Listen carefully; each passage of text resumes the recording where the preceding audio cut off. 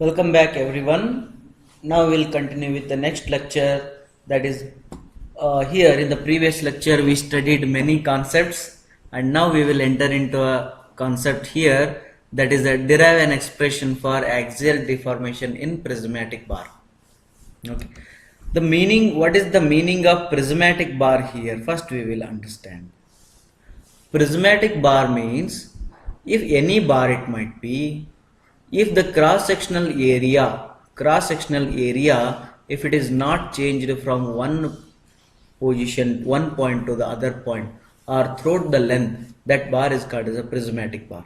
Say for example your regular rod, the rod whatever you use, see here the cross sectional area whatever that is there, the throughout the length the cross sectional area is same. Throughout the length the cross sectional area is same, therefore this I can call it as a prismatic bar. Then what about this? This bar is welded with some other big bar. Okay, now this a part of bar is again prismatic, and this part of the bar is again prismatic, but composite bar. Two prismatic bars are welded. Understood? That is called as a prismatic bar. Now we want derive an expression for axial deformation. Axial deformation means what? If the bar is there, then this is the axis. Along the axis deformation, either it may be extension or it may be compression. Okay, either it may be extension. When you apply the pull force, extends. When you apply the push force, it will compresses. Okay, that is called as axial deformation. We want an expression for that. How much this extension is there, how much this reduction is there. For that they want one formula, that is called as that. For that we have derive an expression for axial deformation in prismatic bar. Actually speaking, this we already done. In Hooke's law only we have derived it, but separately they are asking here, therefore we will derive it here. This question you can expect in the examination for 4 to 5 marks. Okay. Now look at here, for some theory we need to write. For exam point of view, you need to write some theory. Just I will dictate here, pause the video and go on writing this one. Okay, now the first one, let us consider a prismatic bar of length L, write down in terms of words. Okay, here let us consider prismatic bar of length L, cross sectional area A, okay, and subjected to a pull of P, okay, P axially, comma, as shown in the figure. Now see, this is as shown in the figure. Next point, below this one, okay, the material will have Young's modulus E. Next point, next line, after axial deformation, change in length is read as delta L. Over. Next, according to Hooke's law, stress is directly proportional to strain. Therefore, stress is equal to Young's modulus into strain. Okay, call it equation number 1. Now we know that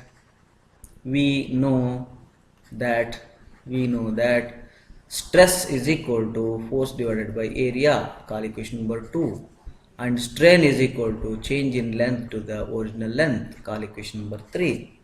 Now substituting 2 and 3 in 1, what you will get? P by A equal to E into delta L by L.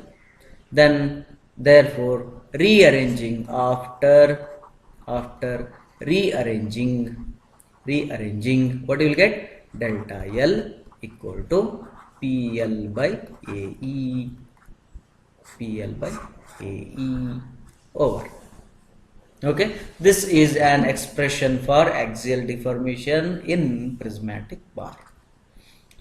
Write down this derivation. Now we will go to the problems. We will go to the problems. Till that, before going to the problems, till now, whatever the formulas we got, that we will glance once and later we will go ahead, so that it becomes very easy to calculate, solve the problems, right? The first one is concepts. What you need to understand is, see, when I apply some load to the bar, if it is deforming axially, to deform this one, the bar must be in equilibrium. Okay, I will give an example. Look at here.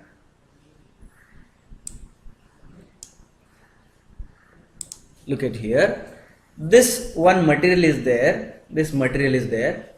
Let us consider this material is like this, and I am applying some load here. See, I am applying. Is there any extension of the bar you are seeing? Is there any increase in the length or decrease in the length you are seeing? No. Now I will apply compressive load. So now see, the compressive load is applied. No. Why? Because it is not in equilibrium. When it is set up in equilibrium, then only deformation can be seen. Very, very important. If there is no equilibrium in the body, then there is no deformation in the body. Okay, now see, I will hold it equilibrium, means this side how much load I apply, the same, this side also I will apply the same amount of load. I can see the extension. See here, now see, I will apply this one. Now I can see the extension. Here, here you can see, this is extended. This is extended. Why? Because it is in equilibrium. That is in equilibrium. Now see, I will show you this one, mask. Now see, this one, if I pull this like this, see, there is no extension. There is no extension in the bar. I am pulling it. There is no extension. Now, if I hold it tight, means the pressure how much I apply this side, the same amount if it is resisting, then I will see elongation. Means the condition is what? To have the axial deformation, not only axial deformation, any type of deformation, but for our condition, one is what? To have a axial deformation, equilibrium condition is must. Then to check the equilibrium condition, we have summation of Fx equal to 0, all the horizontal forces equal to 0, summation of Fy equal to 0, all the vertical forces must be equal to 0, summation of moment at any point is equal to 0, summation of moment at any point, here or here or here, okay, at any point must be equal to 0. These three conditions, you are very familiar with these three conditions even in first semester also. When we have these three conditions satisfied, then we will go ahead to calculate deformations. Okay. The second very important equation we learnt in the previous classes, that is stress is equal to force divided by area, and force we will measure in Newton, area we will measure in mm square, then this will be Newton per mm square, can also be called as 1 MPa. Okay, this is a very important formula we learned. And after that, one more very important formula we learned, that is the strain, longitudinal strain is equal to change in length to the original length. The same, the fourth equation, lateral strain is equal to change in diameter to the original diameter if a circular bar, change in breadth divided by original breadth, or it can be change in depth divided by original depth. This is the D is for differential D. This is the depth, change in depth by original depth. This is the lateral dimensions. Then we in a previous class, in a previous slide only, we derived one more equation, change in length equal to PL by AE. This one also we studied. And if you want this, you can write stress is directly proportional to strain, or stress is equal to Young's modulus into strain, or Young's modulus equal to stress by strain. See, these equations till now we gone through, and by considering these equations only we will solve 2 to 3 problems. See, the first problem here, it is given a bar of rectangular cross section of 20 mm by 30 mm, length is 500 mm, is subjected to an axial compressive force, very important, compressive force of 60 kilonewton. Young's modulus is 102 kilonewton per mm square, and nu means it is a mu, Poisson's ratio is 0.34. Determine changes in the length and sides of the bar. Very easy and very important question it is. First we will understand the problem. Here the rectangular cross section, they said, means the cross section is somewhat rectangular in shape. Okay.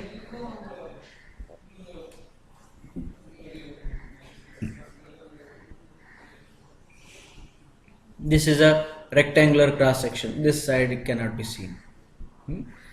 This is a rectangular cross section.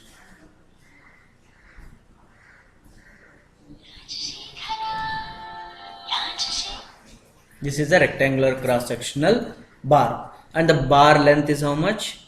500 mm. 500 mm, and the bar depth I can consider it as a 30 mm.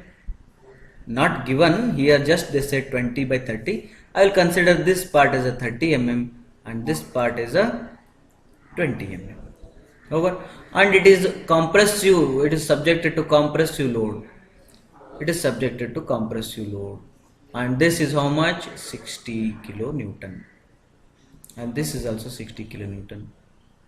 When this is applied 60 kilonewton compressive load, then it is in equilibrium. Now what I need to calculate is determine the change in the length. Change in length is delta L equal to PL by AE. P value is 60 into 10 raised to 3 in Newton. L value is 500 mm divided by, and area PA, area means here rectangular area, therefore 20 into 30, and Young's modulus, very important. Young's modulus here it is given kilonewton per mm square. I want Newton per mm square, therefore I can write it as 102. Kilo means 10 raised to 3. It become Newton per mm square. Okay, then I will write here 102 into 10 raised to 3 Newton per mm square. Then the answer delta L I am going to get here, that is calcium. 60 into 10 raised to 3 into 500 divided by 20 into 30 into 102 into 10 raised to 3. I am getting 0.49 mm. 0.49 mm. Okay, this I got. Determine the change in the length I got. Then they are asking and sides of the bar. Sides also I want. How much change in this side, how much change in this side, that also I want to determine. For that one I will use Poisson's ratio. Poisson's ratio is a lateral strain by longitudinal strain. Okay, then longitudinal strain means what? Longitudinal strain is equal to change in length by original length. Change in length is 0.49, original length is 500 mm. Therefore the longitudinal strain is equal to, divided by 500, I got 9.8 into 10 raised to minus 4. This is a longitudinal strain. This is a longitudinal strain. Now I got longitudinal strain, then I have to get the lateral strain. This lateral strain is equal to 0.34 into longitudinal strain is 9.8 into 10 raised to minus 4. This is equal to, 1 minute, this answer is 3.33 3.33 into 10 raised to minus 4. Okay, this I got lateral strain. Now lateral strain can be written as, you need to write below this one. I don't have a space for there, therefore I'll write here. Lateral strain can be written as change in delta, it is change in breadth to the original breadth, or lateral strain can also be written as change in depth to the original depth. Therefore, I will apply this formula for both. This will be 3.33 into 10 raised to minus 4 into change in breadth by original breadth. Change in breadth, sorry, not into, equal to. Change in breadth I don't know, that I want to calculate, divided by original breadth is 20, and the delta B will be equal to into 20, 6.66 into 10 raised to minus 3. This is in mm. This is in mm. A small change. Okay. This is in mm. And like that, delta D equal to 3.33 into 10 raised to minus 4 into D, depth is 30 mm. Okay. That is your 3.33 into 10 raised to minus 4 into 30. 9.99 into 10 raised to minus 3 mm. Okay. Now you got the answer. The final answers are this, and where is that? This. These three are final answers. Okay. Now we'll go to the next problem. This problem we will solve in the next class. Okay, it takes a lot of time. Now it is already 17 minutes. We'll cut the video and we'll make the another. Thank you.